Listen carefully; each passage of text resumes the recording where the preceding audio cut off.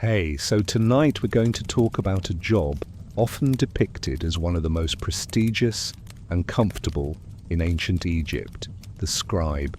You might picture someone elegant, lounging in a cool temple, calmly writing hieroglyphs, perhaps sipping a fine date wine. But let me tell you, that's not quite the gritty reality.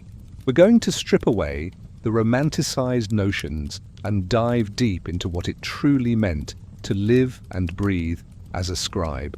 It was a life of privilege, yes, but also one of immense hardship, endless toil, and brutal discipline that would make your modern job seem like a spa day.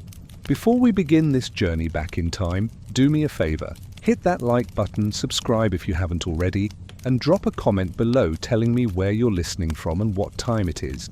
Alright, find that cozy spot, wrap yourself in your warmest blanket, and dim the lights. Let's step back thousands of years to the scorching sands of the Nile. You, with your access to instant information, your digital screens, your comfortably lit classrooms, you probably can't fathom the sheer, unyielding grind that was education in ancient Egypt. Forget your pleasant school memories. For a future scribe, childhood ended abruptly. Imagine yourself as a boy no older than 5 or 6, plucked from the dusty, sun-baked streets of your village, or perhaps from a slightly more comfortable home if your father was already part of the elite. Your fate, unlike the vast majority who would follow their parents into the fields or workshops, was now set on a path towards literacy, a path so narrow and steep that only a fraction would ever reach its summit. The school, often attached to a temple or a governmental institution, was not the brightly coloured, stimulating environment you might picture for young learners. No, it was likely a simple, sun-drenched courtyard, perhaps with a shaded alcove, its floor compacted earth, perpetually dusty. The air would hang heavy and still, thick with the scent of human bodies, sun-baked clay, and the faint, acrid tang of fresh ink. You'd be seated cross-legged on the ground or on a low stool, your back aching before the day had barely begun. There were no soft cushions, no ergonomic chairs. Your only comfort was the sheer determination to escape the back-breaking labor that awaited your peers. Your teachers, the older scribes, were stern, unsmiling figures, their faces etched with years of concentration, and the relentless Egyptian sun betrayed little warmth. They were taskmasters, not kindly mentors. The instrument of their instruction was not gentle encouragement, but the stick. The beatings were frequent, swift, and brutal. "A boy's ear is on his back," they'd say. "He listens when he's beaten." This wasn't an abstract proverb. It was a daily reality. The sting of the cane, the sharp crack against your skin, the hot flush of shame and pain. These would be your constant companions as you struggled to etch lines into clay tablets or fragmented pottery shards, known as ostraca. Your first lessons weren't with papyrus, oh no. That precious material was far too expensive for a novice's clumsy hand. You'd be given pieces of broken pottery, smooth limestone flakes, or wooden boards coated in gesso. You'd hold a reed pen, its tip already chewed or split, an awkward, unfamiliar tool in your small hand. The ink, black soot mixed with water and a binder, would be thick and prone to clumping. You'd learn to mix it yourself, the scent of charcoal clinging to your fingers, your hands perpetually stained. The lessons began with basic signs, individual hieroglyphs. You'd copy them endlessly. Day after day, week after week, you'd repeat the same strokes, the same curves, the same delicate lines. Your fingers would cramp, your neck would stiffen, and your eyes would burn from the glare off the sun-drenched surface of your ostracon. Imagine the utter monotony, the soul-crushing repetition, without the promise of a captivating story or an engaging animation to break the tedium. It was pure, unadulterated rote learning, hammered into your young mind by pain and fear. You weren't just learning to draw symbols, you were learning a complex, multifaceted script. Hieroglyphs weren't just pretty pictures. They represented sounds, objects, and concepts, often simultaneously. Then there was hieratic, the cursive script, faster to write, more practical for daily administration, and later demotic, an even more abbreviated script. You had to master them all, transitioning between them with fluidity, each requiring a different stroke, a different mental mapping. Think of learning 3 entirely separate alphabets, each with hundreds of characters, all while being physically punished for every error. Your school day would stretch from dawn until dusk, with only brief breaks for a meager meal of bread and perhaps some onions or dried fish. You'd sit in the same position for hours, feeling the sun migrate across the sky, baking the air and slowly draining your energy. The younger boys would whimper, the older ones would grit their teeth, their faces set in a mask of determined suffering. You'd hear the constant scratching of reeds on surfaces, the low drone of chanted lessons, and the occasional sharp crack of the stick, followed by a stifled cry. These sounds would become the soundtrack to your formative years. The heat was relentless. Even in the shaded areas, the air was thick and oppressive, buzzing with flies. You'd feel sweat trickling down your back, itching beneath your simple linen tunic. Thirst would be a constant companion, your tongue thick in your mouth. Water was rationed, carefully measured, not to be wasted on frivolous sips. You learned to endure, to push through the discomfort, because the alternative, failure, meant a swift return to the fields, or worse, becoming a nameless laborer toiling under the pharaoh's relentless sun. The curriculum wasn't just about writing. You had to master arithmetic, the complex system of fractions and measurements essential for calculating taxes, land divisions, and grain inventories. You'd memorize lists, lists of gods, lists of cities, lists of professions, lists of plants and animals. Your memory, honed by constant repetition and fear of punishment, became a vast internal library. You were expected to recall facts instantly, to calculate on the fly, to write flawlessly. There was no Google, no calculator, just your brain and your well-worn slate. As you grew older, the texts became more complex. You'd copy literary works, moral teachings, and administrative documents. These weren't just exercises. They were the very foundations of Egyptian society, its laws, its beliefs, its history. You'd copy entire passages, feeling the weight of the words, the ancient wisdom flowing through your reed pen, even as your fingers ached and your back screamed in protest. You'd read tales of heroes and gods, but you were reading them not for pleasure, but for the sheer grueling act of transcription. Each copied word was a small victory against illiteracy, a step further away from the anonymity of the masses. The competitive nature of this schooling was intense. Only the sharpest, the most disciplined, and the most resilient would make it through. You'd see boys drop out, their parents' hopes dashed, their dreams of an elevated life crumbling. The pressure was immense, a heavy shroud constantly pressing down on your young shoulders. You weren't just learning for yourself. You were learning for your family, for the slim chance of social mobility that this arduous path offered. And through it all, you'd be acutely aware of the contrast between your chosen path and the lives of those around you. You'd glimpse the farmers toiling in the fields, their bodies bent under the sun, their lives dictated by the rhythm of the Nile. You'd see the craftsmen in their workshops, their hands calloused, their bodies marked by years of physical labor. You were different. You were destined for the realm of words, of numbers, of state administration. But this distinction came at a profound cost. The sacrifice of your childhood, the relentless discipline, and the constant, gnawing fear of failure. Your path to the reed pen was not glamorous. It was a brutal, extended initiation into a world of immense responsibility and exacting standards. The golden age of your youth was spent with ink-stained fingers and the phantom sting of the instructor's stick. So, you've made it through the brutal crucible of your scribal education. Your hands now adept with the reed pen, your mind a repository of texts and calculations. You're no longer a child, but a junior scribe, perhaps assigned to a temple, a government granary, or a military outpost. The The dream of a comfortable, air-conditioned office with an ergonomic chair and a coffee machine. That's still millennia away, my friend. Your daily reality is a relentless assault of sun, sweat, and sand, far removed from any notion of glamour. Wake up, and I mean really wake up. Not gently to the chime of your smartphone, but to the first faint glow of dawn painting the eastern horizon a dusty rose. There's no snooze button. You're living by the sun, the rhythms of the Nile, and the demands of a relentless bureaucracy. You'd roll off your simple mat on the packed earth floor of your small shared dwelling.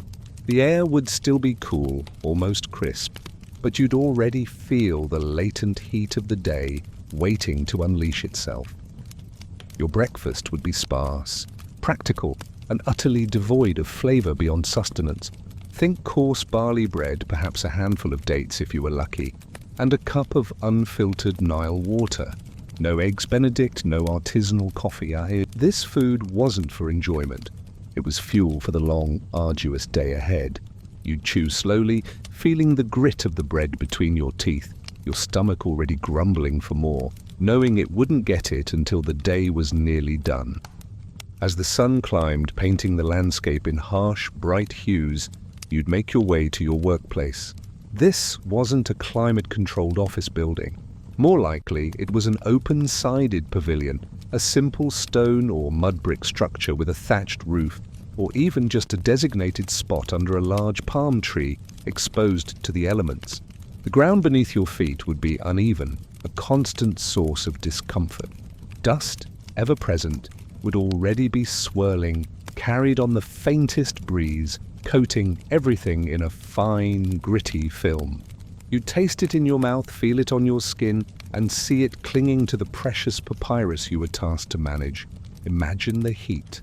You're wearing a simple linen kilt, perhaps a tunic, but that's little defense against the scorching Egyptian sun that beats down mercilessly from mid-morning onwards. The air would shimmer above the sand, distorting the horizon. Sweat would start to bead on your forehead almost immediately, tracing paths down your temples, soaking into the thin linen. You'd feel it on your back, your arms, a perpetual stickiness that you could never quite escape. There were no fans, no air conditioning, just the occasional fitful breeze that would often bring more dust than relief. And the insects. Oh, the omnipresent, relentless insects. Flies, fat and persistent, would buzz around your head, land on your lips, crawl on your hands as you tried to concentrate. Mosquitoes, especially near the Nile or any standing water, would leave itchy welts on any exposed skin, making sleep difficult and your days a constant battle against the urge to scratch. You'd wave your hand, swatting, but they would always return, an inescapable, irritating part of the natural environment. Your skin would be a canvas of bites and scrapes, testimony to the constant struggle against the minuscule inhabitants of your world. Your desk was probably a low wooden table or even a flat stone slab. You'd sit cross-legged on the floor or on a low stool hunched over your work. This posture, maintained for hours on end, would lead to chronic back pain, stiff necks, and aching joints. There was no ergonomic consideration, no concern for long-term physical comfort. Your body was a tool, and it was expected to endure. You'd shift, you'd stretch, you'd try to find a comfortable angle, but true relief was elusive. The sun would beat down, the dust would drift, and your task would remain unyielding. The sounds of your workplace were a far cry from the muted hum of a modern office. You'd hear the constant chatter of voices, other scribes, officials, petitioners, labourers, the distant braying of donkeys, the bleating of goats, the quacking of ducks, the creaking of water wheels, the splash of the Nile, the rhythmic thud of a nearby carpenter's hammer. All of it bleeding into your concentration, a symphony of ancient life that you had to filter out to focus on the delicate task of writing. Imagine trying to precisely copy a complex legal document while a donkey is braying directly outside your window and a child is crying nearby, and you can't simply close the window or put on noise-cancelling headphones. Your work itself was meticulous, demanding, and often monotonous. You might be recording grain inventories, counting every sack that came into the granary, its weight, its source, its destination. This involved careful tallying, making sure no single measure was lost or unaccounted for. You'd be writing tax records, noting down every farmer's yield, every artisan's output. You were the eyes and ears of the state, ensuring that the pharaohs' coffers were full, that the temples were provisioned, that the vast bureaucratic machine of Egypt continued to grind smoothly. Every stroke of your reed pen had to be precise. An error in a tax record could mean a farmer losing his land, or worse, facing a beating. An error in a temple inventory could mean a priest going without essential supplies. The consequences of your mistakes weren't abstract. They were immediate and often harsh. The pressure to be perfect, despite the challenging environment, was immense. You'd scrutinize your own work, your brow furrowed in concentration, your lips moving silently as you reread what you had just transcribed. The day would crawl by, marked by the slow arc of the sun. You'd feel the hours weighing on you, the accumulating fatigue in your eyes, your hands, your entire body. The smell of the workplace would be a mix of dust, sweat, stale ink, and the faint, earthy scent of the Nile. If you were near a market, you'd also get the aroma of spices, cooking food, and the less pleasant odor of unwashed bodies and animal waste. Your senses were constantly engaged, often unpleasantly so. Lunch would be another quick, unceremonious affair. More barley bread, perhaps a handful of lentils, or a piece of salted fish if you were fortunate. Water, always water, but rarely enough to truly quench the deep thirst that built up under the desert sun. There was no leisurely break, no chance to unwind. It was a brief pause for refueling before diving back into the same tasks. The same heat, the same relentless demands as the sun began its descent, casting long, dramatic shadows across the landscape. Your work would finally draw to a close, but even then your duties might not be over. You might have to prepare your tools for the next day, cleaning your ink palette, sharpening your reeds. You might have to deliver documents, walking through the cooling but still dusty streets. Your body would ache, your eyes would be tired, and your mind would be a jumble of numbers, symbols, and official decrees. The journey home, whether it was a short walk or a longer trek, would be taken in silence, your thoughts often turning to the simple relief of rest. You'd look forward to the coolness of the evening, the brief respite from the sun's tyranny. Your evening meal would be similar to your breakfast and lunch, functional and filling rather than enjoyable. You might spend a short time with your family if you had one, but the energy for elaborate conversation or leisure would be scarce. Sleep, when it finally came, would be a welcome oblivion, a chance for your body and mind to recover, to prepare for yet another day of sun, sweat, and sand. You'd fall asleep to the sounds of the ancient world, the distant barking of dogs, the chirping of crickets, perhaps the faint, melancholy strains of a reed pipe. Your dreams might be filled with endless rows of hieroglyphs, or the stern face of your supervisor, or the feeling of the sun beating down on your shoulders. This was the daily grind for a scribe in ancient Egypt, a life of unyielding physical and mental demands, a constant battle against the elements, and a relentless pursuit of perfection in a world that offered few comforts. Your modern desk job, with its ergonomic chairs and climate control, truly is a different universe. You, with your sleek fountain pens, your perfectly weighted mechanical pencils, your smooth-flowing ballpoints, or even your digital stylus gliding across a glass screen, you probably don't give a second thought to the tools of writing. they're just there. Functional, clean, efficient. But step into the sandals of an ancient Egyptian scribe, and you'll discover that your tools were far from fancy. They were rudimentary, demanded constant maintenance, and often were as much a source of frustration as they were of creation. Let's start with the pen.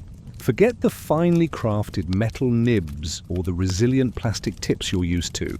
Your primary writing instrument was a simple reed pen, typically made from the common rush, Juncus maritimus, found abundantly along the Nile. It wasn't just a matter of picking one up. You had to select the right stalk, one that was straight, neither too thick nor too thin, with strong fibers. You would then have to prepare it yourself. Imagine sitting down, perhaps in the fleeting coolness of morning or the dusty heat of midday, with a small, Sharp knife, a simple flint blade or a bronze one if you were lucky. You'd hold the reed in your hand, feeling its natural rough texture, the dried fibers. Then, with careful, precise movements, you would cut the end diagonally, creating a chisel-shaped tip. This tip would then be chewed or frayed to separate the fibers, allowing them to hold the ink like a tiny brush. This wasn't a one-time job.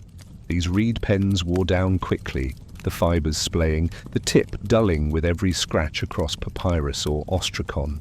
You'd be constantly trimming, chewing, and shaping your pens, your fingers stained with ink, your mouth tasting faintly of bitter reed. You'd carry a small quiver or case for your collection of carefully prepared reeds, some sharp for fine lines, others broader for larger characters or shading. The maintenance alone was a daily chore, a small but persistent drain on your time and attention. Then there was the ink. No pre-filled cartridges or convenient bottles of liquid gold. You made your own. The primary black ink was made from soot, the carbon residue scraped from cooking pots, lamp wicks, or even from the burning of wood or papyrus. This fine black powder would then be mixed with water and a binder, usually gum arabic, a resin from acacia trees. The gum arabic was crucial. It allowed the ink to adhere to the writing surface and prevented it from flaking off. You'd grind the soot, mix it with the gum, then add water, carefully stirring until you achieved the desired consistency. Too thin and it would bleed. Too thick and it would clump and clog your pen. Imagine the mess. You'd have a palette, often a small rectangular slab of wood or stone with depressions for different colors. On this you'd mix your black ink, perhaps a little red ink, for headings or important corrections. Red ink was made from ochre, a natural earth pigment, ground finely and mixed with the same gum arabic and water. The air around you would carry the faint smell of earthy pigments and a smoky tang from the soot. Your fingers, your clothes, and often your face would bear the marks of your craft, permanently stained with the tools of your trade. The water itself was a constant concern. It came from the Nile, unfiltered, teeming with sediment and microorganisms. You'd carry it in a small pottery jar, hoping it wouldn't spill, knowing that every drop was precious. The quality of the water directly affected the quality of your ink. If it was too muddy, your ink would be gritty. If it evaporated too quickly in the oppressive heat, your ink would dry on your palette, requiring constant re-wetting and mixing. And what did you write on? Papyrus. This was the signature writing material of ancient Egypt, far superior to the clay tablets and ostraca of your student days, but also exponentially more expensive and delicate. Papyrus was made from the pith of the papyrus plant, sliced into thin strips, laid crisscross, and then pressed and hammered until the natural saps bonded them into a smooth, flexible sheet. But papyrus wasn't like modern paper. It had a distinct grain, one side smoother than the other, often with visible fibers running through it. You had to learn to write with the grain, not against it, to prevent your pen from catching and splattering ink. The surface wasn't uniformly smooth. There could be bumps, thin spots, or slight imperfections where the layers hadn't bonded perfectly. Each sheet was a precious commodity, a testament to the labor of harvesting, processing, and manufacturing. Losing a sheet, or making a significant error that couldn't be corrected, was not just a mistake. It was an economic loss, potentially bringing the wrath of your superiors. Imagine carefully unrolling a fresh scroll, feeling the dry, slightly brittle texture of the papyrus beneath your fingers. It would rustle softly as you manipulated it, a delicate sound. You'd have to handle it with extreme care, avoiding unnecessary creases or tears. The climate itself was a challenge. The dry air could make papyrus brittle. while humidity could make it soft and prone to mold. Storing and preserving these documents was a constant battle against the elements. You'd see older scrolls, their edges frayed, their surface darkened by time and handling, their fibers exposed. It was a constant reminder of the fragility of your work and the transient nature of even the most carefully recorded words. Sometimes, for more ephemeral notes or for practice, you'd still use ostraca, pieces of broken pottery, or limestone flakes. These were cheap, abundant, and readily available. But they were also rough, uneven, and absorbed ink greedily. Writing on an ostracon was a far cry from the relatively smooth experience of papyrus. Your pen would snag, the ink would bloom unevenly, and your hand would ache from pressing down harder to achieve a consistent line. The entire process of writing was slower, more deliberate, and physically demanding than anything you experience today. Each dip of the pen into the ink, each careful stroke, each adjustment of the papyrus, it all took time, concentration, and physical effort. There was no backspace key, no undo button. Errors, when they occurred, had to be carefully scraped off with a blunt blade or crossed out, leaving a visible scar on the precious document. The goal was always perfection, a flawless transcription, an unblemished record. Your toolkit would be simple but essential. Your pen quiver, your ink palette, a small water pot, and perhaps a smoothing stone for preparing surfaces. These items were your lifeblood, the instruments of your craft, and you'd guard them fiercely. They represented your status, your skill, and your hard-won position in society. But they were also humble, earthy, and perpetually demanding of your time and attention. There was no glamour in their raw materiality, only the sheer utility and the constant labor required to make them serve their purpose. Your fancy writing tools of today are a testament to millennia of innovation. Born from the gritty, ink-stained reality of the ancient scribe. Now, Imagine yourself, a seasoned scribe stepping into your office for the day.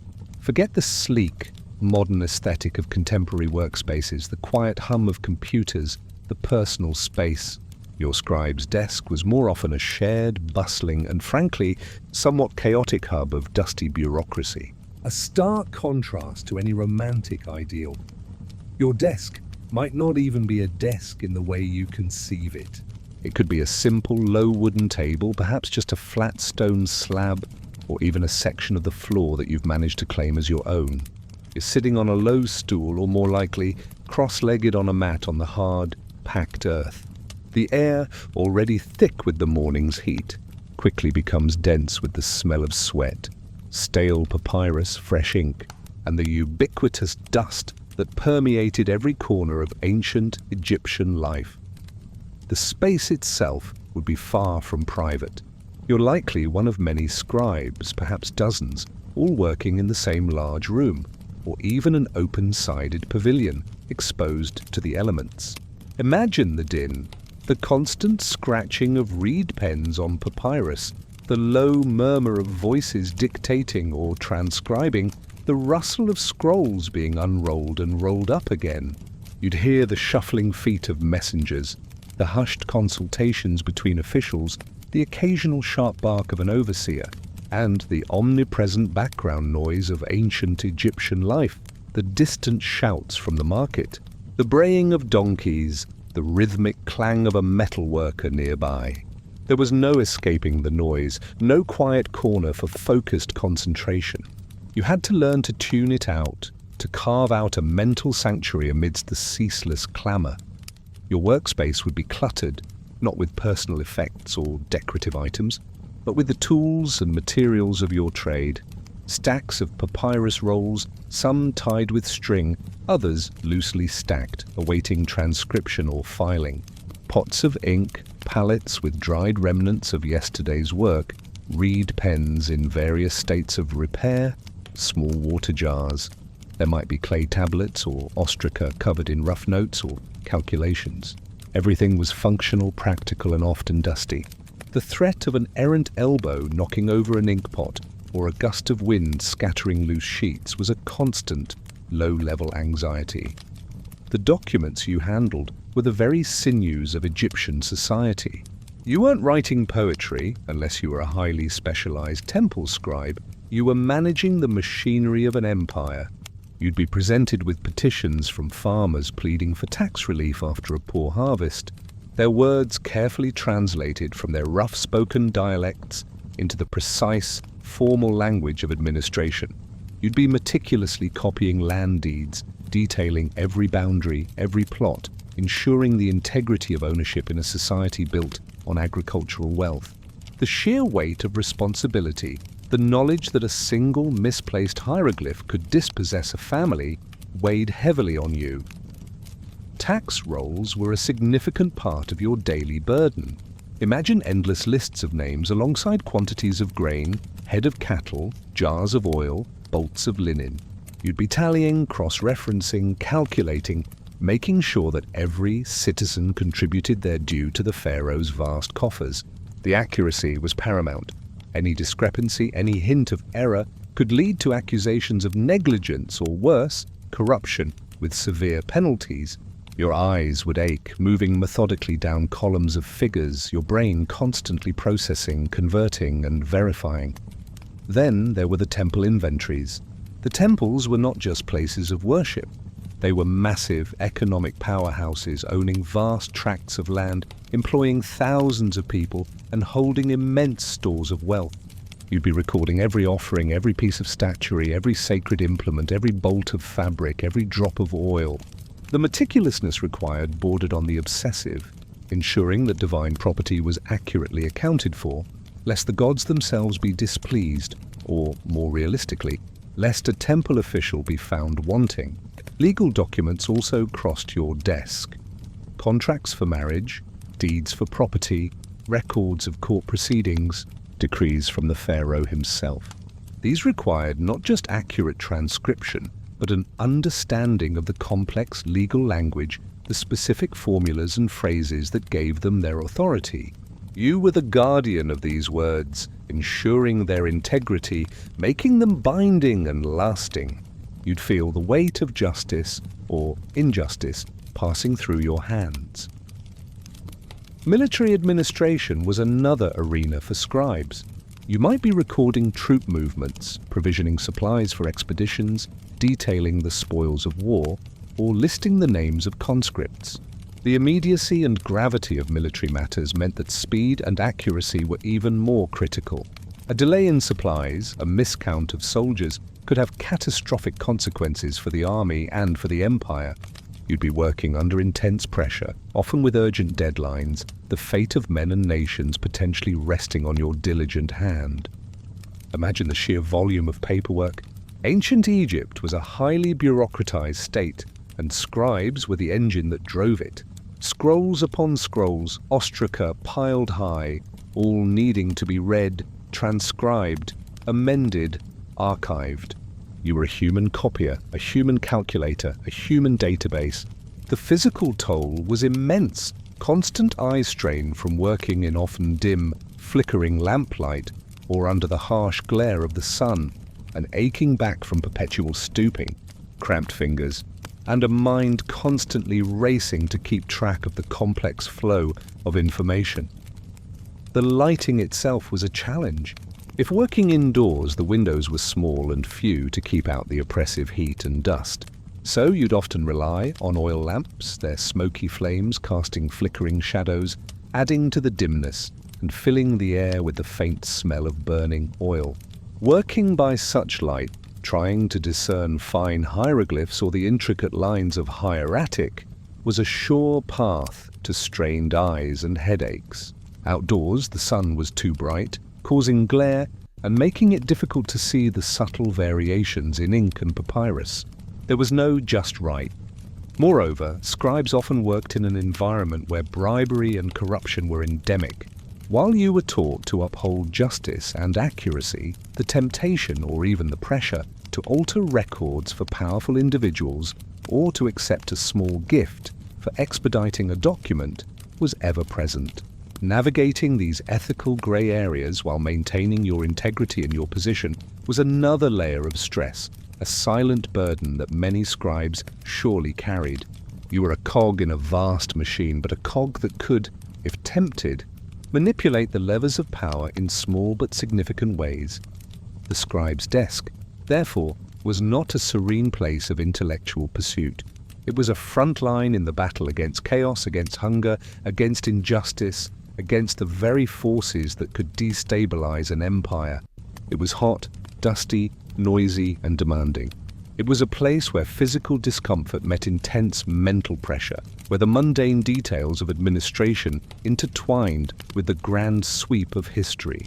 Your comfortable climate-controlled office, with its ergonomic luxuries and digital ease, is a world away from the gritty, unglamorous reality of the ancient Egyptian scribe's workspace. You, in your modern professional life, might specialize. You're a writer, or an accountant, or an engineer, or an administrator. You have a defined role, a specific set of skills.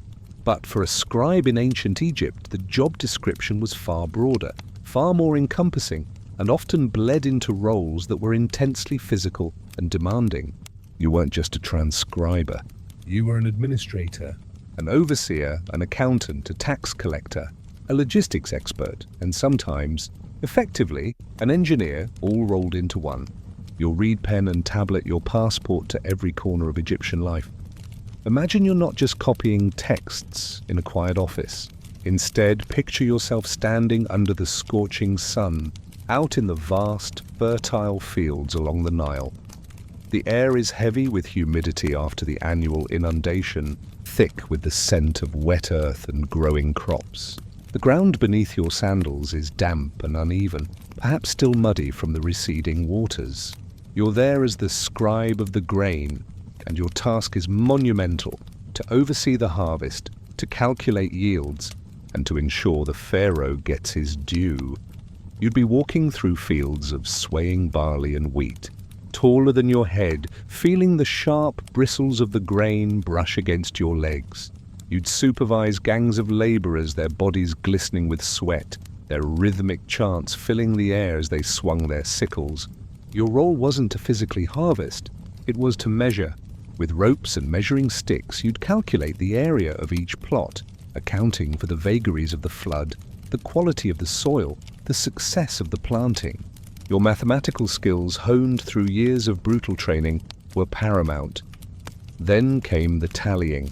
As the threshed grain was poured into conical heaps, you'd be there, tablet in hand, meticulously recording every measure.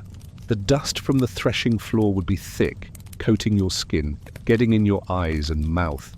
The heat would be relentless, reflecting off the pale grain, creating a shimmering haze. You'd be shouting instructions, overseeing the porters as they loaded the sacks onto donkeys or boats for transport to the granaries. Every single sack, every single bushel had to be accounted for. An error here wasn't just a numerical mistake. It was a potential shortage for the pharaoh's stores, meaning less food for the army, less for the temple workers, less for the famine reserve. The pressure was immense, or perhaps your duties took you far from the green fields to the desolate, sun-baked quarries of the eastern desert. Here, the air would be dry and hot, laden with the fine, choking dust of sandstone or granite. The sounds would be different: the rhythmic clang of hammers against stone, the shouts of the stonecutters, the grating scrape of heavy blocks being dragged. You, the scribe, are here to manage the extraction of the colossal stones that would become temples. Statues, obelisks. Your role would involve checking the dimensions of the cut blocks, marking them with hieroglyphs indicating their destination or their specific placement within a structure. You'd be recording the number of laborers, their rations, their work output. This wasn't a sedentary job. You'd be climbing over uneven rock, squinting against the glare of the desert sun, your lungs filling with stone dust.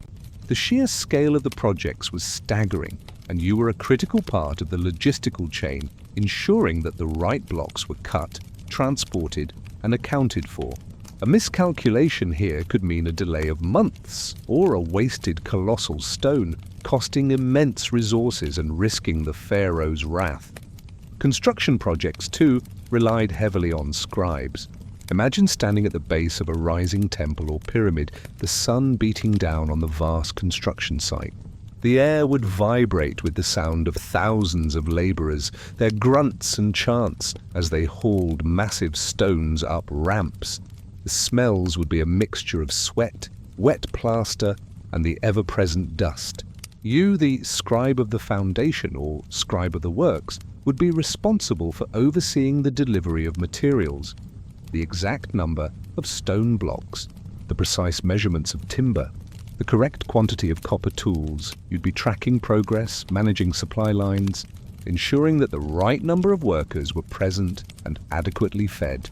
You might even be involved in the intricate calculations for the ramps, the angles, the placement of each successive layer of stone. Your knowledge of mathematics, geometry, and logistics was indispensable. This was far from a comfortable, clean job.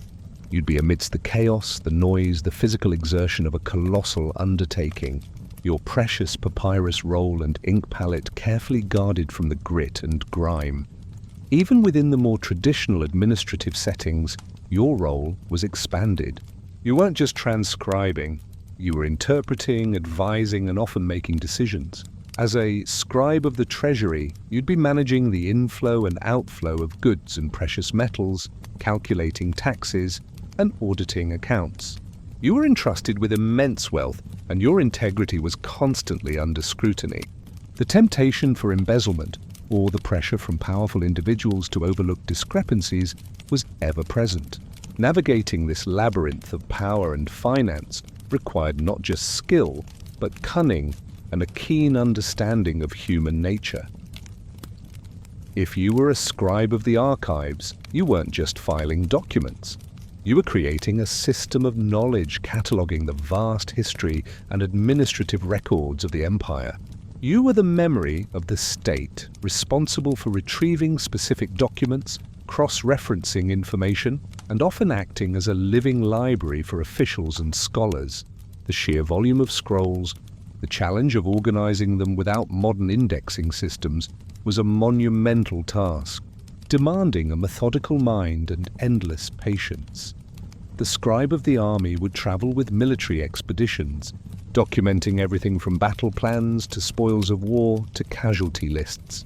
You'd witness the brutality of warfare firsthand, the dust of marching armies, the stench of battlefields, the grim reality of conquest. Your hand, trained for delicate script, would record the harsh realities of power and conflict. This was not a life of ivory towers. It was a life immersed in the very fabric of Egyptian society, from its agricultural heartland to its desolate mining regions, from its grand temples to its brutal battlefields. The scribe's life, therefore, was not one of detached academic pursuit. It was a life deeply intertwined with the physical, economic, and political realities of ancient Egypt. You were the crucial link between the illiterate masses and the ruling elite, the brain behind the muscle. Your work was physically demanding, often dangerous, and always under immense pressure. You weren't just writing, you were building, measuring, managing, calculating, and documenting an entire civilization, one reed stroke at a time, under the relentless sun and amidst the ceaseless dust and din of an empire in motion. Your modern career, with its narrow focus and specialized departments, offers a comfortable compartmentalization that the ancient scribe could only dream of. You, sitting comfortably in your climate-controlled home, with access to pharmacies and doctors and regular eye exams, probably take your health for granted. A headache? Take a pill. Blurry vision? Get new glasses. But for a scribe in ancient Egypt, health was a constant gamble, a daily struggle against a litany of risks that could easily cripple, blind, or even kill you. Glamour? There was none in the lingering cough, the aching joints, or the failing eyesight that often accompanied this esteemed profession. Let's talk about your eyes first. Your most precious asset as a scribe, your ability to see clearly, was under constant assault. Imagine spending countless hours, day after day, year after year, hunched over papyrus or ostraca. The lighting was often abysmal. Indoors, in a typical mud brick office, Natural light would be scarce, filtered through small, high windows designed more to keep out heat and dust than to illuminate. You'd often rely on oil lamps, their dim, smoky flames casting flickering, uncertain light, distorting the fine lines of hieroglyphs and the intricate script of hieratic. The smoke from these lamps would also irritate your eyes, making them water and burn. Outdoors, the problem was the opposite, the relentless, unfiltered glare of the Egyptian sun. Imagine squinting for hours against the bright light reflected off pale papyrus, off limestone flakes, off the dusty ground. There were no sunglasses, no UV protection. The constant exposure to intense sunlight combined with the strain of precise close-up work would inevitably lead to severe eye strain, headaches, and a gradual, irreversible decline in vision. You'd see older scribes, their eyes red-rimmed and watering, their vision failing, struggling to discern the characters they once wrote with ease. Blindness, or severe impairment, was not uncommon and meant the end of your career, a devastating blow to your status and livelihood. Then there was your posture. You spent the vast majority of your working life either sitting cross-legged on the floor or on a low stool, hunched over a low table, or directly on your lap. Think about that for a moment. No ergonomic chairs, no standing desks, no advice from a chiropractor. Just hours upon hours in a perpetually bent position. This would lead to chronic back pain, stiff necks, hunched shoulders, and compressed spines. You'd feel the persistent ache in your lower back, the burning sensation between your shoulder blades, the stiffness in your neck as you tried to straighten up at the end of a long day. Over decades, this would lead to debilitating skeletal problems, making even simple movements painful. You'd move slowly, your body protesting every slight twist and bend, a testament to years of occupational strain. The environment itself was a breeding ground for disease. You'd often work in crowded conditions, sometimes in large rooms with dozens of other scribes, officials, and petitioners. Personal hygiene was rudimentary, sanitation non-existent by modern standards. Open sewage, stagnant water, and human waste were common sights and smells, especially in urban areas or around construction sites. Imagine the constant exposure to pathogens, the bacterial and viral threats that lurked everywhere. You'd be constantly exposed to diseases like dysentery and other gastrointestinal infections from contaminated water and food. Malaria, carried by mosquitoes thriving in the canals and the annual floodwaters, was a constant threat, bringing debilitating fevers and chills. Trachoma, an infectious eye disease spread by flies and poor hygiene, was endemic, causing painful, scarring inflammation that often led to blindness. Imagine your eyes, already strained, now constantly irritated, swollen and weeping, with no effective treatment. Beyond direct diseases, there were the chronic irritants. The pervasive dust, an inescapable feature of Egypt, was a constant assault on your respiratory system. Fine particles of sand, clay, and even stone dust, if you were working near quarries or construction sites, would fill the air you breathed. This would lead to chronic coughs, irritated throats, and over years, potentially severe lung conditions. Imagine the feeling of your lungs constantly struggling, the tightness in your chest, the persistent rasp in your voice. There were no masks, no air filters, just your body's own, often insufficient, defenses. Your diet, while better than that of a common laborer, was still far from balanced by modern standards. Primarily consisting of barley bread, lentils, onions, and some fish, it could lead to various nutritional deficiencies. Scurvy from lack of vitamin C, anemia from iron deficiency, and other subtle ailments could weaken your body's resistance to disease, making you more susceptible to every passing illness. You'd feel a perpetual low-grade fatigue, a slight dizziness, a lack of vitality that modern nutrition has largely eradicated. Even your tools posed risks. The lead-based pigments sometimes used in red ink, though less common for general writing, could lead to lead poisoning over prolonged exposure, causing a range of neurological problems and general malaise. The constant handling of reeds, often chewed and frayed, could lead to small cuts and infections on your fingers, especially in an environment where antiseptic practices were unknown. A simple cut could become a festering wound, potentially leading to a debilitating infection or even gangrene, if not treated effectively with the limited means available. Medical care, when available, was rudimentary at best. While ancient Egyptian medicine had some remarkable achievements, it was often based on a mix of empirical observation, magic, and superstition. There were no antibiotics, no advanced surgical techniques, no understanding of germ theory. A severe infection, a debilitating illness, or a serious injury could easily mean the end of your life, or at the very least, the end of your career. You'd see colleagues succumb to fevers, to lingering illnesses, to infections that today would be easily treated.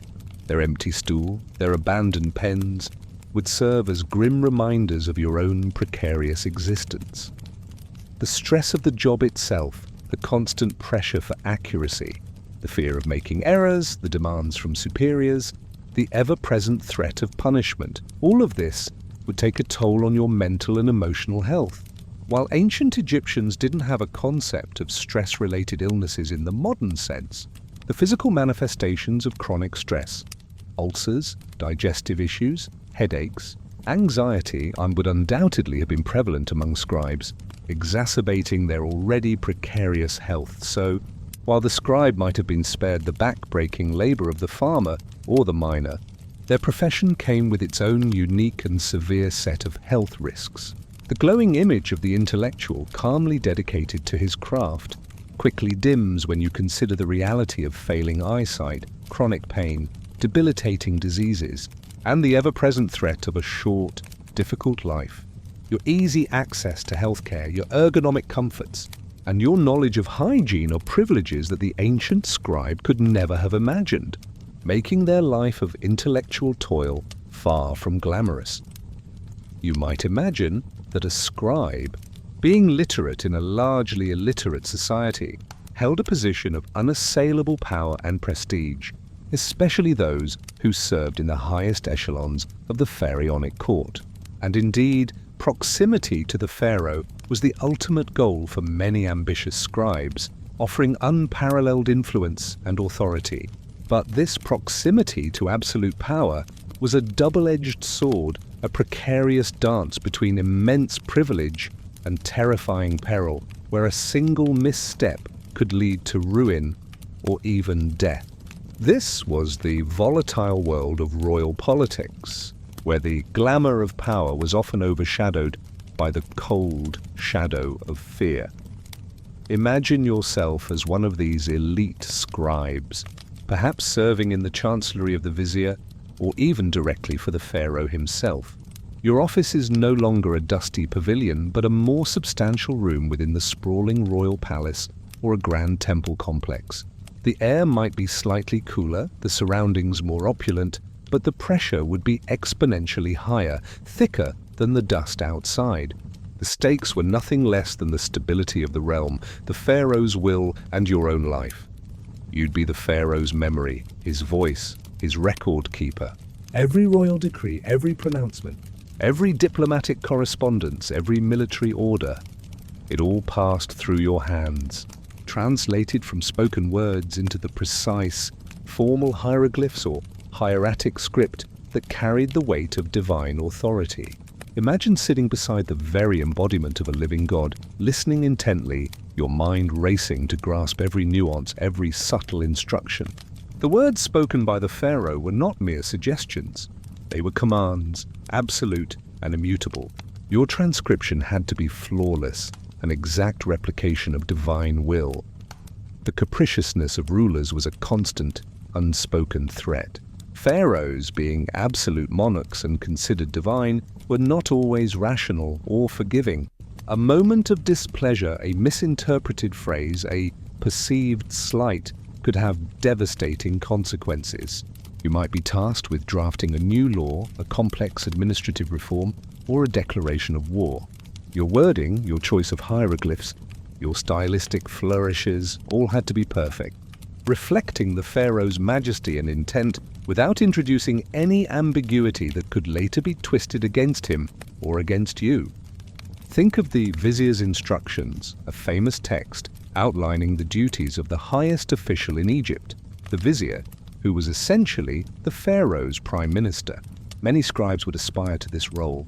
As the vizier's personal scribe, you would manage his vast correspondence, his court cases, his administrative orders. You'd be present at solemn councils, listening to deliberations on matters of state, knowing that your notes, your records, would be the definitive account. You were a witness to history, but a silent one, perpetually on the edge of the abyss. Your loyalty was paramount. Any suspicion of disloyalty, of sharing secrets, of even a hint of negligence would be met with swift and brutal punishment. There were no trials by jury, no appeals. A whisper in the wrong ear, an enemy at court seeking your downfall, could lead to a sudden summons, an accusation, and then obscurity, exile, or the executioner's blade.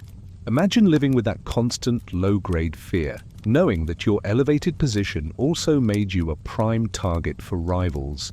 The gilded cage of power was still a cage. You'd be privy to state secrets, diplomatic negotiations with Hittites or Nubians, intelligence reports on rebellious vassals, the movements of vast armies, the state of the treasury, the allocation of vital resources. This knowledge was immense power, but it was also a heavy burden. You couldn't speak of it, couldn't hint at it, couldn't betray even the slightest sign of your unique access. Your discretion had to be absolute, your silence unshakable. The weight of knowing so much, yet being compelled to utter nothing but what was officially sanctioned, would be a constant psychological strain. Political maneuvering was a brutal game.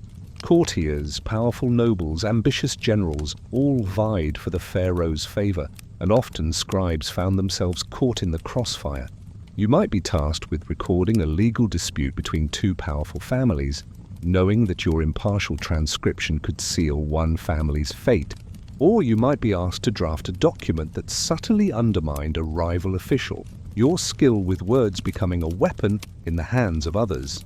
Maintaining neutrality or appearing to, while expertly navigating the treacherous currents of court politics, was an art form, demanding incredible acumen and self-preservation instincts.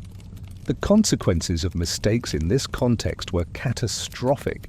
If you as the pharaoh's scribe miscopied a royal decree, leading to confusion or an incorrect action, the responsibility would fall squarely on your shoulders. You wouldn't just be reprimanded. You could face imprisonment, torture, or even execution, a chilling reminder that your intellectual prowess was in service of a deadly serious, absolute authority. The pressure to be absolutely perfect every single time in every single word would be immense, almost paralyzing. Even when things went smoothly, the daily grind was still intense. Endless hours dedicated to drafting, copying, revising, and archiving. You might work deep into the night by the smoky light of oil lamps, deciphering ancient texts, or preparing documents for a dawn council. The demands of state administration never truly ceased. Your mind would be constantly engaged, processing complex information, recalling precedents, ensuring consistency across vast legal and administrative frameworks. The intellectual strain alone would be exhausting, leaving you with little energy for personal pursuits or relaxation. Moreover, the environment of the royal court, while outwardly grand, could be stifling. You were surrounded by opulence, but it wasn't your opulence. You served, you observed, you recorded. Your life was defined by your utility to the crown, your identity subsumed by your role. There was little room for individual expression, for personal ambitions beyond serving the pharaoh. Your finest work would be attributed to the pharaoh's divine wisdom, not your scribal skill. The very air in the palace, while perhaps perfumed with incense, would also carry the subtle tang of anxiety, of ambition, of veiled threats and unspoken loyalties. You'd learn to read the room, to interpret the subtle shifts in the pharaoh's mood, to understand the dynamics between powerful courtiers. Your survival depended not just on your literacy, but on your political astuteness, your ability to anticipate trouble, and your skill at making yourself indispensable without becoming too threatening. So, while the scribe in service to the pharaoh or the vizier held unparalleled prestige and enjoyed a higher standard of living than most, their life was a tightrope walk over an abyss of danger. The glamour of power was a thin veneer over a reality of intense pressure, constant fear, political intrigue, and the ever-present threat of a brutal downfall. Your modern career, with its relatively benign office politics and legal protections, offers a level of security and personal autonomy that the most elite ancient Egyptian scribe could only dream of. Their power came at a steep, often terrifying price, Hugh. With your carefully segmented life, work at the office, leisure at home, family time on weekends, understand the concept of a clear distinction between professional and personal spheres. But for a scribe in ancient Egypt, while there was certainly a delineation, the boundaries were far more fluid, and the comforts of home, though cherished, were still bound by the harsh realities of their world. Life outside the scroll wasn't glamorous. It was a deeply practical, sometimes stressful, extension of their survival and social standing, woven into the relentless fabric of daily Egyptian existence. Imagine leaving your dusty office, your mind still buzzing with hieroglyphs and administrative tasks. The sun is setting, casting long, golden shadows across the mud-brick homes. You're making your way through narrow, unpaved streets, past the smells of cooking fires, animal dung, and unwashed bodies. Your home, if you were a successful scribe, would likely be a comfortable, but not luxurious, dwelling. Forget sprawling mansions with multiple bathrooms and manicured lawns. Your house would probably be a 2 or 3 room mud brick structure, perhaps 2 stories high, with a flat roof for sleeping during the oppressive summer nights. The interior, though humble by your standards, would be a sanctuary. The thick mud brick walls would offer some respite from the brutal heat of the day. The floors would be packed earth, sometimes covered with mats. Furnishings would be sparse but functional, a low wooden table for meals, stools, perhaps a simple wooden chest for your belongings, and reed mats for sleeping. There were no soft couches, no plush carpets, no elaborate decorations beyond perhaps a few painted details on the walls or some simple pottery.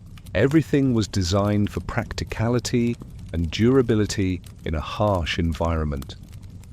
The scent of your home would be a mix of dried mud, the faint aroma of incense if you could afford it, and the ever-present smell of cooking.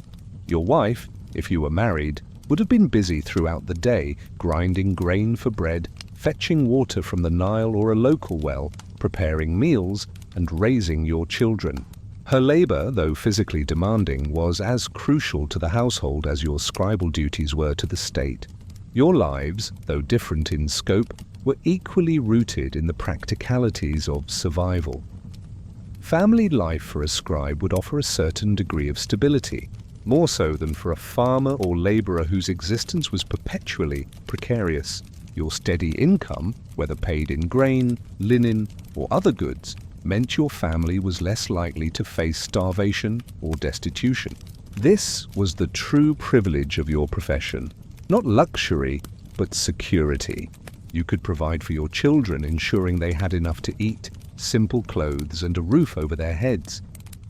Your children, if they were boys, would follow a path largely dictated by your profession. The eldest, at least, would likely be sent to scribal school, enduring the same brutal education you did, carrying the same hopes and fears. You as a father would feel the weight of this expectation, knowing that his success was your legacy and his failure a stain. You'd probably offer him guidance, perhaps even supplemental lessons, but the harsh discipline of the school would be out of your hands. For your daughters, their path would be largely domestic, focused on managing a household, raising children, and supporting their future husbands, perhaps with some basic literacy to manage household accounts, if you were exceptionally enlightened. Evenings would be relatively quiet. After your simple meal, perhaps a stew of lentils and vegetables, or fish if it was affordable, you'd sit with your family. There were no glowing screens, no books for pleasure reading, No games beyond simple board games like Senet. Conversation would be the primary entertainment, sharing the day's events, discussing family matters, imparting wisdom to your children. You might tell stories recounting myths of the gods or tales of ancient kings, passing down the cultural heritage you were so instrumental in preserving through your work. Sleep would come early, dictated by the rhythm of the sun. In the hot months, you might sleep on the flat roof of your house, seeking any hint of a breeze, watching the brilliant stars against the velvet blackness of the desert sky. The sounds of the night would be different from the day. The distant cry of a jackal, the chirping of crickets, the rustle of palm fronds in the wind. Even in sleep, the world of ancient Egypt, with its primal rhythms, would surround you. Leisure time, as you understand it, would be scarce and functional. There were religious festivals which offered a break from routine, filled with processions, offerings, and communal celebrations. These were times of spiritual renewal and social bonding. You might participate in a hunting or fishing expedition, not just for sport, but to supplement your family's diet. You might visit the local market, not for recreational shopping, but to acquire necessities, engaging in the ancient art of bartering. Every activity, even leisure, often had a practical dimension. Socializing would be important. As a scribe, you were part of a distinct, elevated class. You would socialize with other scribes, with minor officials, with priests. These interactions were not just for companionship, but also for networking, for maintaining your position, for exchanging information and favors. The web of relationships, these subtle dynamics of power and influence, extended from the bustling office to the quiet evening gatherings. The constant concern, even within the relative comfort of your home, was the stability of your position. A change in pharaoh, a shift in political power, a particularly bad harvest affecting the state's coffers, any of these could impact your livelihood. The sense of security, while greater than for others, was never absolute. You were always aware of the precariousness of life, the fragility of order, in a world where disease, famine, and war were constant threats. So, while a scribe's home life offered respite from the daily grind and a measure of stability, it was far from glamorous. It was a life deeply embedded in the physical and social realities of ancient Egypt, characterized by practical considerations, enduring hardship, and the simple joys of family and community. Your modern home, with its endless amenities, its guaranteed comforts, and its clear division between work and personal life, stands as a testament to how far humanity has progressed from the challenging, yet deeply human existence of the ancient scribe. You, living in a world where literacy is a near universal expectation, where information is freely accessible at your fingertips, cannot fully grasp the profound power and the stark social division that literacy created in ancient Egypt. For the scribe, their ability to read and write wasn't just a skill, it was a weapon, a tool for social control, a means of maintaining the rigid hierarchy that kept the vast majority of common folk firmly in their place. The glamour of literacy was, for the elite, the power to keep others in the dark, and for the scribe, the burden of wielding that power. Imagine for a moment that you are one of the 95% of ancient Egyptians who cannot read or write. Your world is governed by the spoken word, by tradition, by the commands of overseers and officials. You are dependent on others for every piece of information that affects your life. When a new decree comes from the pharaoh, you hear it shouted in the village square, translated by a scribe. When your taxes are assessed, a scribe reads out the calculations. When your land boundaries are drawn, a scribe interprets the measurements. Your entire existence is mediated by these literate few, and you are utterly at their mercy. Now step back into the scribe's sandals. You understand the profound psychological weight of this disparity. You are the gatekeeper of knowledge, the interpreter of divine and royal will. The common folk, the rechet, the flock, a term reflecting their dependency, look to you with a mixture of deference, awe, and perhaps a touch of fear. You hold the key to their destiny in your ink-stained hands. This power was actively reinforced through rhetoric. Scribes were trained to perpetuate the idea that their profession was noble, difficult, and superior to all others. Be a scribe. It saves you from toil. It protects you from all work. It saves you from handling the hoe, the mattock, the basket, proclaimed the satire of the trades. A text copied by countless student scribes. You would have learned this by heart, internalizing the message that your mind was superior to the brawn of the laborer. This wasn't just self-aggrandizement, it was a deliberate strategy to justify and maintain the social order. You, as a scribe, were the administrative arm of the state, ensuring that the pharaoh's will was not just spoken, but recorded, distributed, and enforced. Think of the laws. You wrote them, you copied them, you distributed them. The common person might hear them, but they couldn't read the exact wording, couldn't scrutinize the nuances, couldn't challenge their interpretation. You were the arbiter of the text, giving you immense leverage. Tax collection was a prime example of this power. Imagine you are the scribe of the granary. Farmers, many of whom owned their land only in name, would bring their harvest to the state granaries. You, with your scroll and reed pen, would be there to measure their yield, to calculate their tax burden, and to record every single bushel. The farmer, standing before you, could only trust your calculations. He couldn't verify your numbers, couldn't read the intricate hieratic script that tallied his life's labor. If you made an error, whether intentional or not, there was little recourse for him. Your word, backed by the written record, was law. This created an implicit threat, a constant shadow hanging over the lives of the illiterate. A scribe could manipulate records, could inflate a tax, could confiscate land, and the common person would have little means to fight back. While many scribes would have been diligent and ethical, the sheer power of their literacy made them susceptible to corruption, and the system itself created ample opportunities for abuse. The common folk knew this, fostering a deep-seated respect, but also a healthy dose of suspicion towards those who wielded the pen. The very process of justice was mediated by scribes. If a common person had a grievance, a dispute, or was accused of a crime, they would approach a scribe or a court official. Their words, their testimony, would be transcribed by you. The outcome of their case could literally rest on how accurately, or how favorably, their story was recorded. The power of narrative, of crafting a convincing written account, was entirely in the hands of the literate. Even the sacred realm was controlled by scribes. Religious texts, rituals, prayers, all were recorded and interpreted by temple scribes. The common person might participate in festivals, might make offerings, might hear stories of the gods, but the deep, esoteric knowledge, the true understanding of the divine texts, remained the exclusive domain of the literate priesthood and scribal class. This reinforced their spiritual authority, positioning them as intermediaries not just between the people and the state, but between the people and the gods.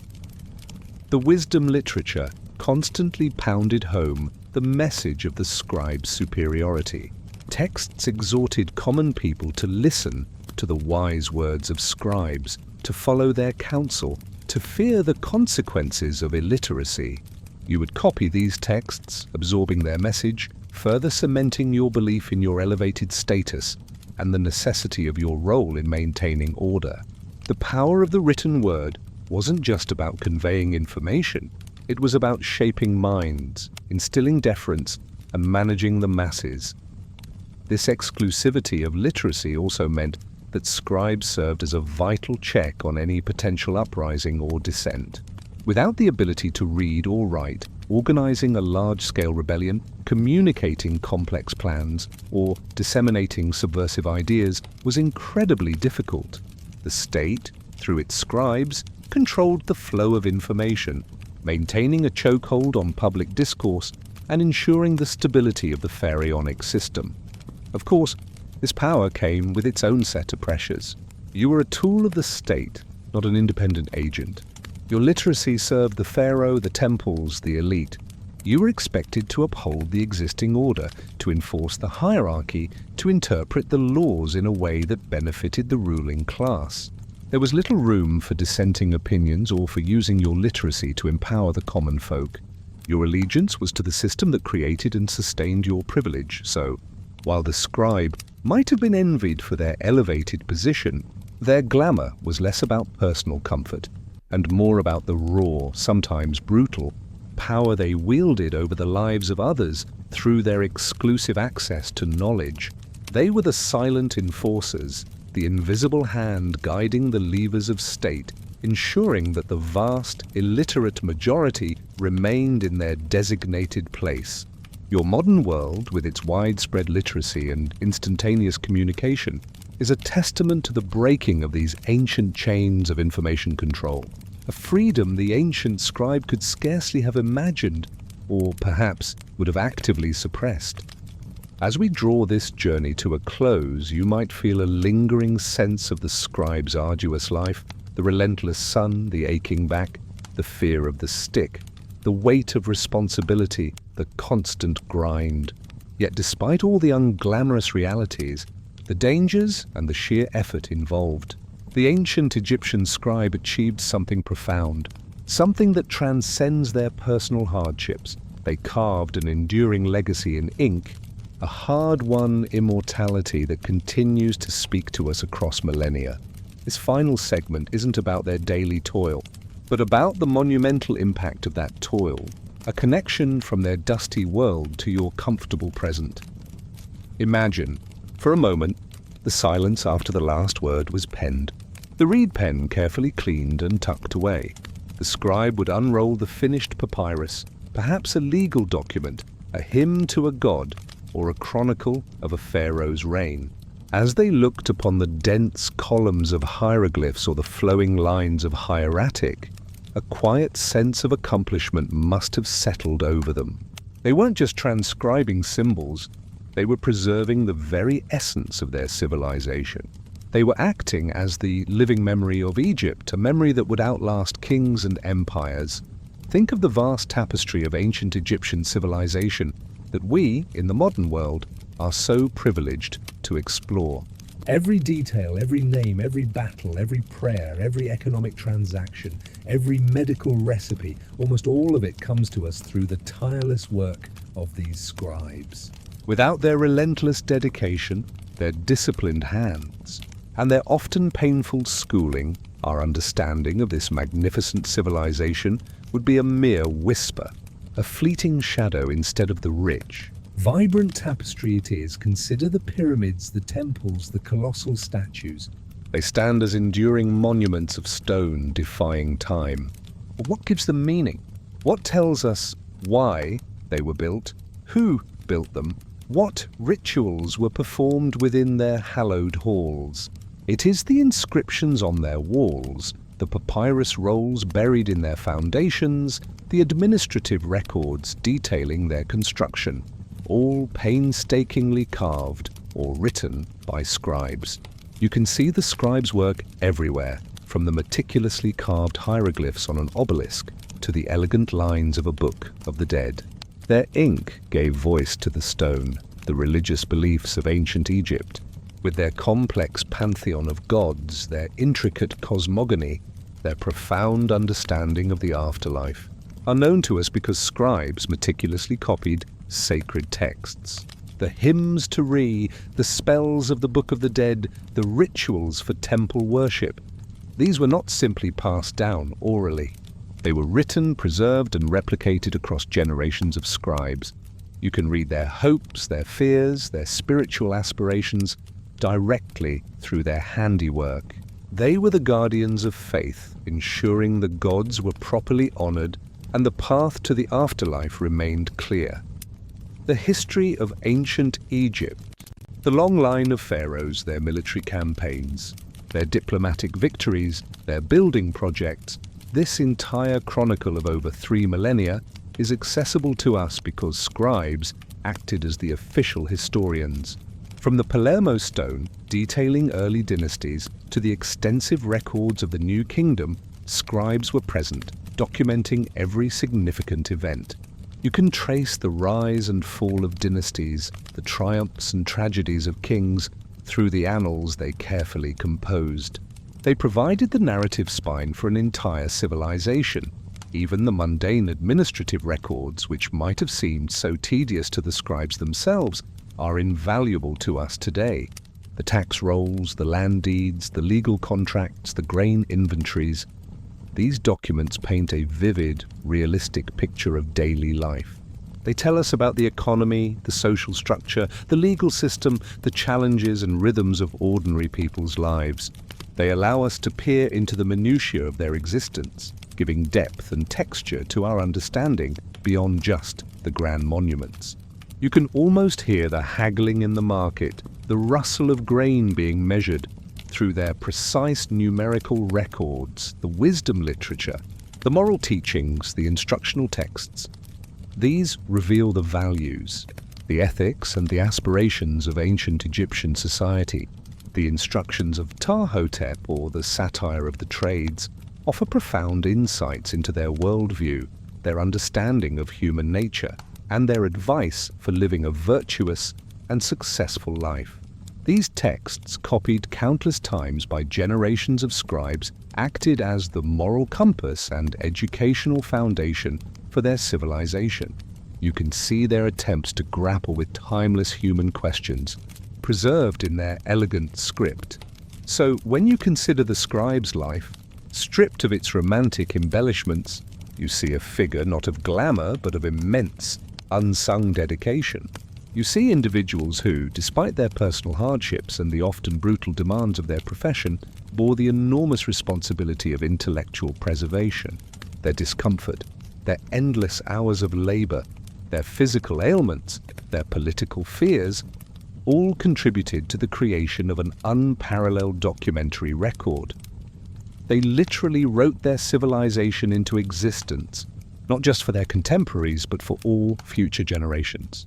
Their ink, mixed from soot and gum arabic applied with a chewed reed to brittle papyrus, has proven more enduring than armies, more permanent than many monuments.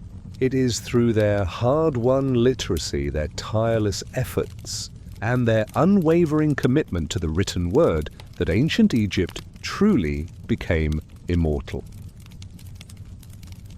As you drift off to sleep tonight, perhaps in the quiet comfort of your room, spare a thought for these ancient scribes. Imagine their ink-stained fingers, their aching backs, their weary eyes as they bent over their scrolls, diligently charting the course of an empire. And know that the very stories, the very history, the very essence of ancient Egypt that allows you to connect with their world exists because of their relentless, unglamorous, yet utterly essential daily work. They achieve true immortality, not through grand deeds, but through the quiet, persistent scratch of a reed pen on papyrus, leaving behind a legacy that continues to illuminate the human story for you thousands of years later. Rest well, knowing the profound power of words and the hidden sacrifices that built the foundations of civilization.